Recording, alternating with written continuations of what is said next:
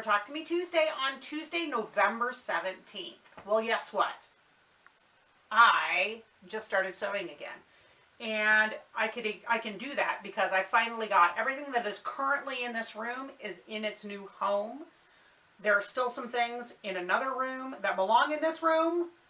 I will deal with them later, but I wanted to be able to sew again. So when I was doing all that organizing, I grabbed together all of my, I have these 2.5, 3-gallon bags, Ziploc bags, full of leftover batting scraps. And I'm sure we all have this kind of stuff laying around.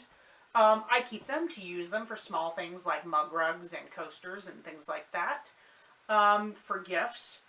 And a lot of them were way too small to even use for anything like that, but I kept them because I was going to, I don't know, stuff a pillow with them or something. Anyway, so I'm starting this method of Quilt-as-you-go, inspired by Michelle's string blocks. I'm making my own string blocks, but I'm not putting the backing on. I'm quilting just 2 squares of batting.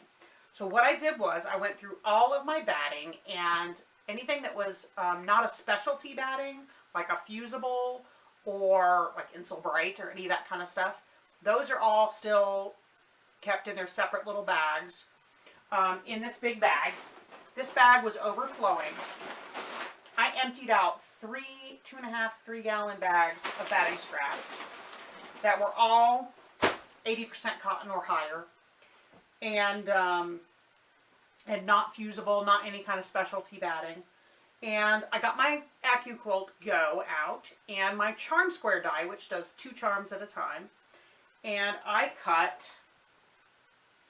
any of them that were big enough into charm square size, this batting. And I am sewing my scraps. I have my bucket of scraps. And I decided, I got an idea for a project on Pinterest, as you do, and I decided to do this in order to create that project, rather than, you know, get fabric out and cut it. I'm just using my scraps. I decided I wanted it to be rainbow. So I started with green in the center, because I didn't have, oddly, very many red scraps that were strips that were very long. I didn't have more than a few that were long enough to be the middle, but I had a ton that were small enough to be the end. So I put green in the middle and just went back to the red on one side and back to the purple on the other side. Just this morning before work, I took 9 of these and I finished them.